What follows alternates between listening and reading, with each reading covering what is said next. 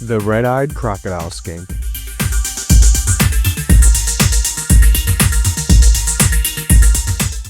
I just got in a new captive-bred pair of red-eyed crocodile skinks. This is the female here.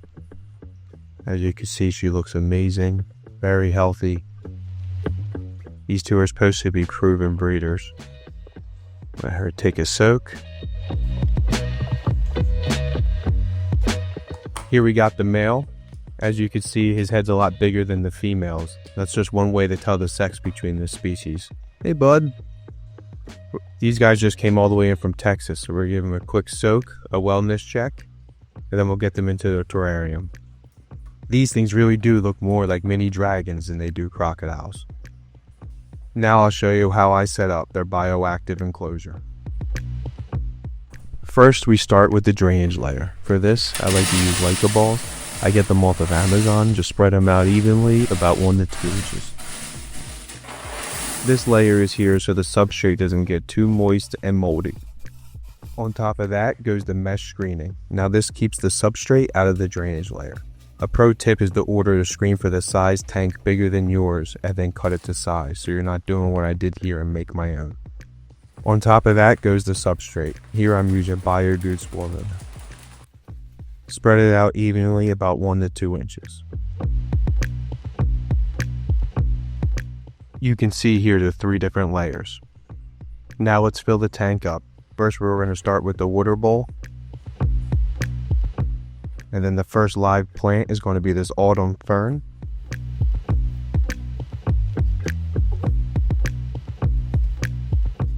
Next is a green potho. Now I'm going to put this in the right corner and this will grow and spread out across the entire tank and give them most of their coverage. Now onto the cork bark. We're going to put a bunch of this in because this is going to give the crocodile skinks most of their coverage. They'll be spending most of their time underneath of here, burrowing and making tunnels. Here's what we got so far. There should be plenty of hiding spots, and once that potho grows in, they'll have a lot more. Crocodile skinks are from the rainforest in New Guinea, so you have to make sure they have water at all times and the humidity stays above 75 to 80%. To help with that, I'll put a towel over half of the lid and give daily mistings. Next, the leaf litter. These leaves are pretty big, so I'm going to crumple a bunch up and sprinkle them all around the tank. This will give coverage for the isopods and even the crocodile skinks.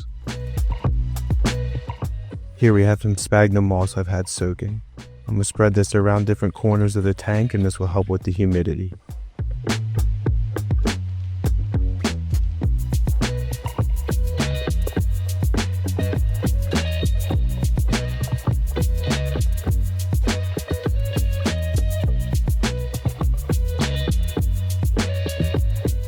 You should keep your crocodile skinks around 75 to 85 degrees. With this I'm going to be using a UVB and a heat link, but otherwise you can just use a heat pad or even room temperature sometimes works just fine. Last but not least, we have the cleanup crew. For this I'm using Isopods and springtails. I'm going to sprinkle them in different spots around the tank, and these guys will help keep the tank clean, eat the poop, and clean up all the dead debris.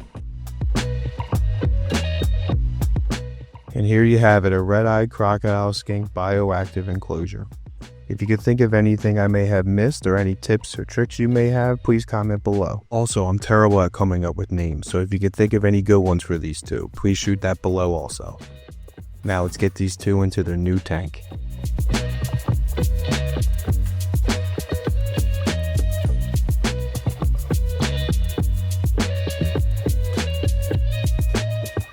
The female ran off and found a great hiding spot, while the male went to show everyone who's boss. Now this pair are proven breeders, so we should have some babies in the near future. So make sure you subscribe and hit the bell so you don't miss out.